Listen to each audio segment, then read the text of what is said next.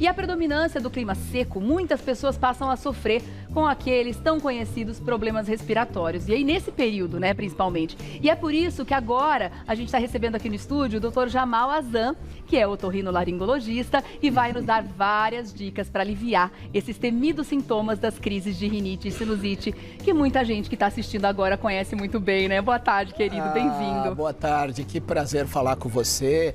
Que prazer falar com vocês em casa. Vamos ver se alguém conhece uma cena aqui. Ai, esse nariz coçando é um horror. Vocês conhecem isso ou não? Eu acho que tem gente, se não conhece bem, tem alguém que convive com essa pessoa que conhece muito bem. Com certeza. Que loucura. Por quê? O que está acontecendo que as alergias, que antes não se falava tanto, a minha mãe comenta muito isso. Que engraçado, a gente não via falar de pessoas alérgicas assim. Isso mesmo. Lá na década de 40, de 50. Isso e hoje, mesmo. sei lá, metade da população tem alergia a alguma coisa? No mínimo, 40% da população do município de São Paulo, o último estudo, que foi bastante abrangente, mostrou que tem algum grau de alergia respiratória. Mas por quê? Em primeiro lugar, a sua mamãe está certa na estatística dela, na impressão dela, mas a gente tem que entender o porquê que existe a rinite. A rinite é uma reação do corpo a estímulos respiratórios externos, ou seja, não é do corpo, o corpo tem uma predisposição genética. E se algo entrar no corpo, para quem tem a predisposição alérgica, se algo entrar no corpo e irritar, a pessoa explode na reação. Só que o que é o algo? O algo é respiratório, como poeira, poluição, ar-condicionado, produtos químicos, ambientes confinados. Peraí, em 1940 tinha tudo isso? Então o que mudou foi a nossa exposição e a nossa convivência com todos esses agentes alergênicos. Sabe o que eu falo hoje? Os prédios não tem mais janela. É verdade.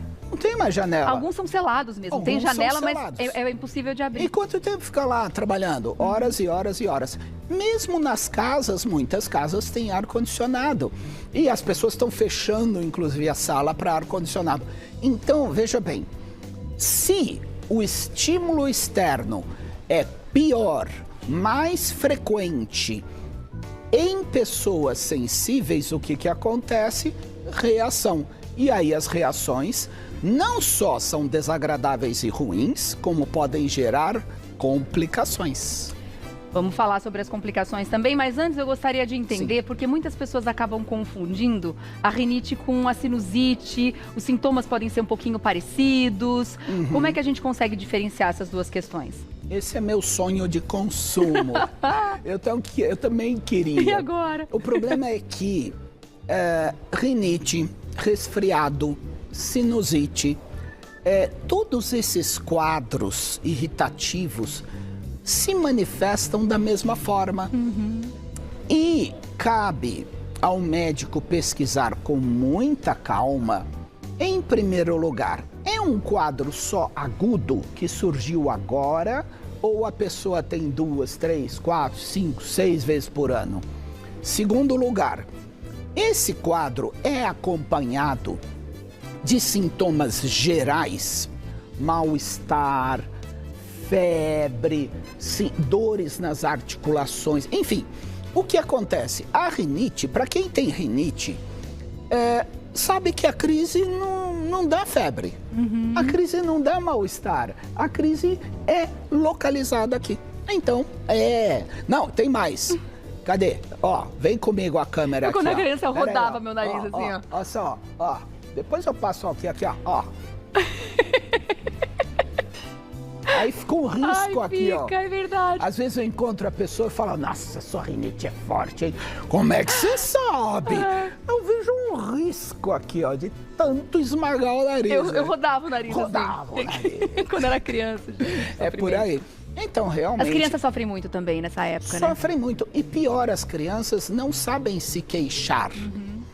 Então, cabe a nós orientarmos a todos os pais, os cuidadores, os familiares, os professores, a detectar esses sinais. E tem um outro sinal que é muito comum em criança, conjuntivite alérgica, olho vermelho, coceira nos olhos, são muito comuns. Tá. Agora, é comum também quem tem muitas crises de rinite frequentes evoluir para uma sinusite? Muito comum. É, né? Porque muito fica comum. Colocando a mão, acaba infectando, é isso? Não, eu vou mostrar porque na maquete acontece? aqui. Vamos entender aqui, ó.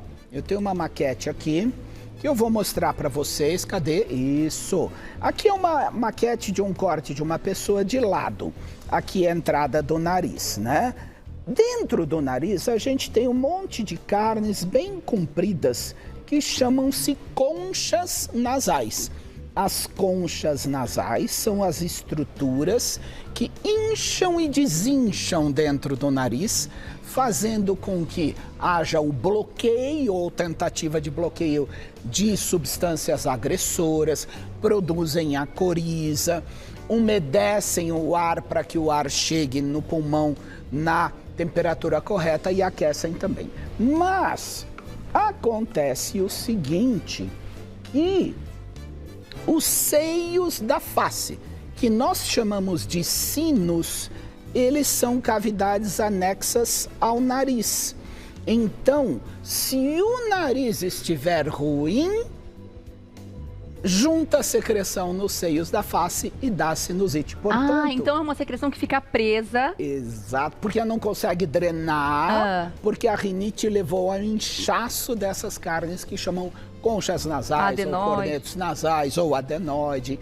E aí esse inchaço não deixa a secreção, infecta. E aí dá sinusite. Isso. E uma coisa importante, se for repetido, isso certamente indica que a sinusite, se ela for repetida, é que tem um problema de base, no caso a rinite. Nessa imagem a gente consegue ver bem. Aqui tem secreção infectada no seio da face, é isso? Exatamente. Do lado de lá a gente vê as flechinhas mostrando a drenagem normal de secreções. Do lado de cá a gente vê que está entupido, ó, tem uma flechinha ali entupido, e aí junta a secreção. Por isso que sinusite muitas vezes parece dor de dente, né? Muito comum, os dentes estão aqui embaixo. Dói a cabeça. Dói a cabeça, dói os dentes. E uma curiosidade que você falou, às vezes eu pergunto, qual dente dói? Ele fala, não sei, dói...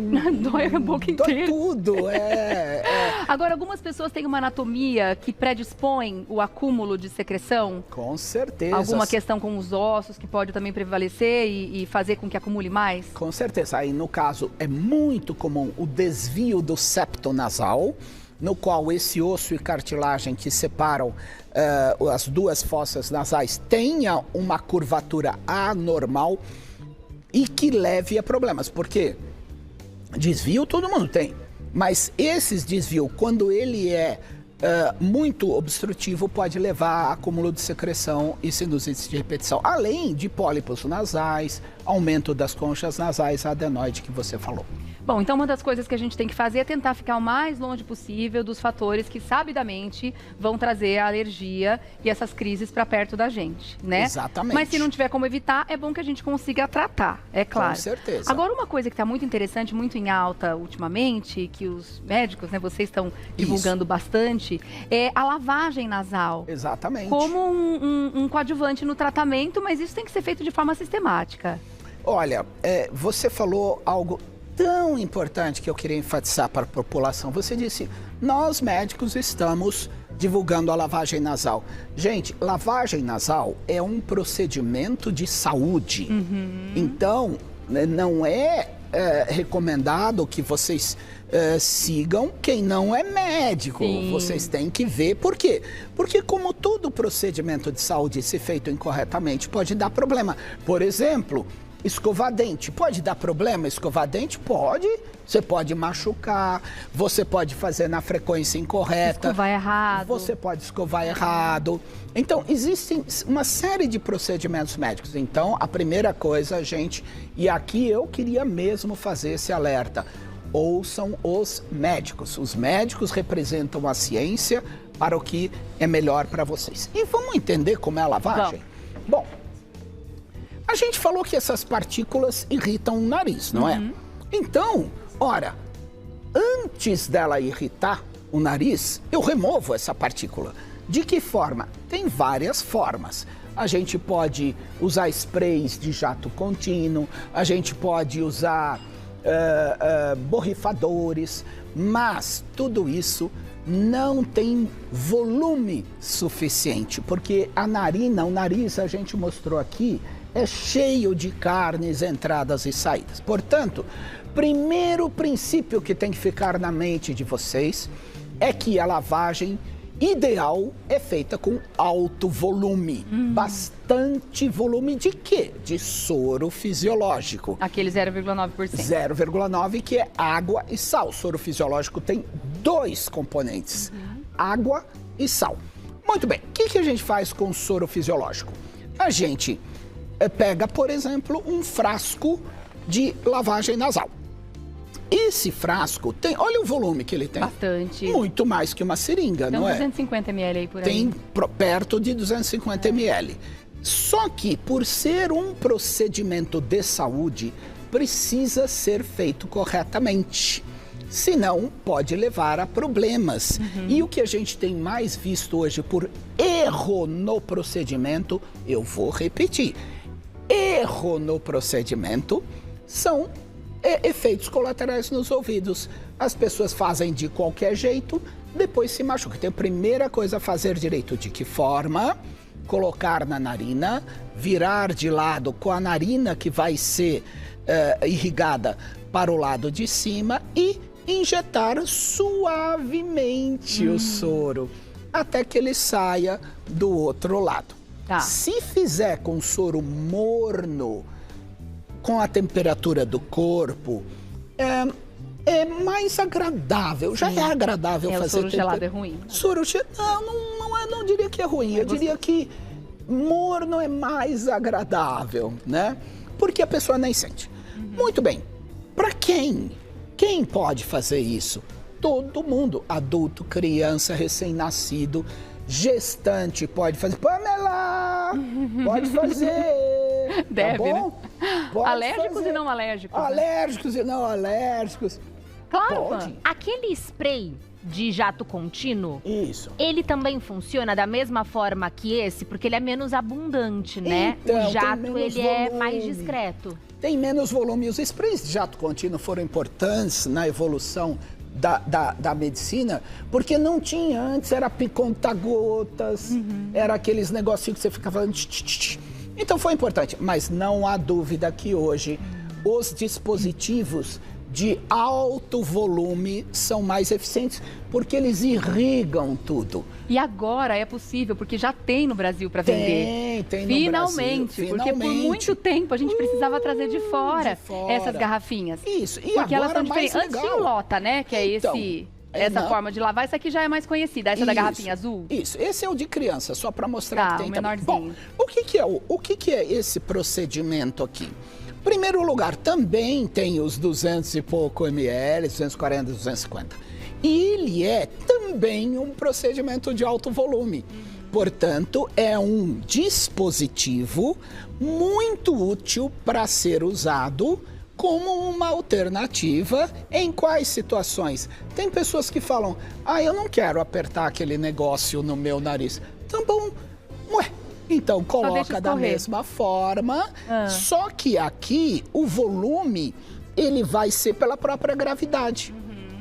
Então, ele vai ser mais gentil, né? Porque não depende de como a gente vai apertar. Eu diria que ambos são, se você fizer da forma correta. A intensidade correta. Ocorre que é necessário entender que não pode forçar. O problema é que as pessoas às vezes estão com o nariz entupido porque a concha nasal está aumentada. Fechada. Porque a secreção impede. Aí a pessoa faz mais força. Esse é o erro. Então, o procedimento desse frasco, desse tipo de frasco, é um procedimento de alto volume, irriga. Aí vai tirar o quê?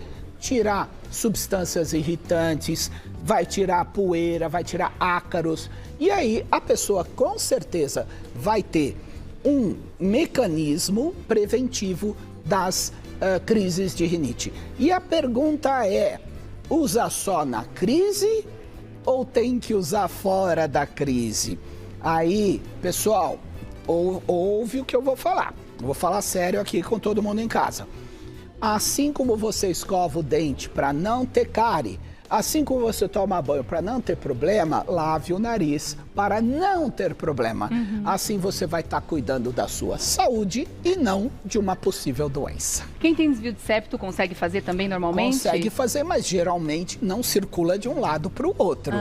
Mas deve ser feito suavemente. Tá. Gente, essa é a dica. Então, toda vez que vocês ouvirem pessoas que tiveram efeitos adversos pelo procedimento, foi erro na forma de fazer. Então não é para apertar forte. O ideal Não. Então é que entre numa narina e saia pela outra. Isso, né? suavemente. A gente tem umas coisas aqui, são fatores alergênicos? São é isso? fatores alergênicos. Olha o que eu trouxe. Poeira, Eca. ácaros, pelos de cachorro, gato. E eu trouxe também para vocês verem, gente. Cadê o professor Evandro? Vai falar daqui a pouquinho. Professor Evandro, olha só, a natureza, ela é cheia de benefícios, mas tem que tomar alguns cuidados, como, por exemplo, inalação com buchinha do norte. Cuidado, é uma buchinha essa pequenininha, parece uma buchinha. Sim, Cuidado, pode machucar o nariz. Inalação com folha de eucalipto. Cuidado, então a ideia aqui foi trazer para vocês que tem que tomar cuidado também com os procedimentos que você faz. Tá certo, doutor. Olha, muito obrigada, viu, pelos esclarecimentos. E são muito importantes mesmo, porque se a gente faz isso como forma de prevenção, a gente evita muitas vezes o uso que tem sido, infelizmente, em grande escala para os casos de sinusite, dos antibióticos, né? Pois é. É uma das grandes causas do uso de antibiótico hoje são as sinusites, né? Com certeza. Hoje é a 4ª ou 5ª causa de uso de antibiótico no mundo. Por isso a minha frase sempre, cuide da saúde para não precisar cuidar da doença. É isso aí. Obrigada mais uma vez, querido. Obrigado, Regiane. Uma honra estar com vocês aqui, viu? É sempre um prazer ter você aqui. E aí, para você fazer contato com o Dr. Jamal Azan, que é otorrinolaringologista, você vai lá no Instagram e começa a seguir @Dr. Jamal. @Dr. Jamal, e o site é o jamal.com.br. Obrigada, meu querido. Obrigado. Até a próxima, viu? As dicas. É isso aí. Ótimo dia, querido. Muito Obrigado, bom. Igualmente.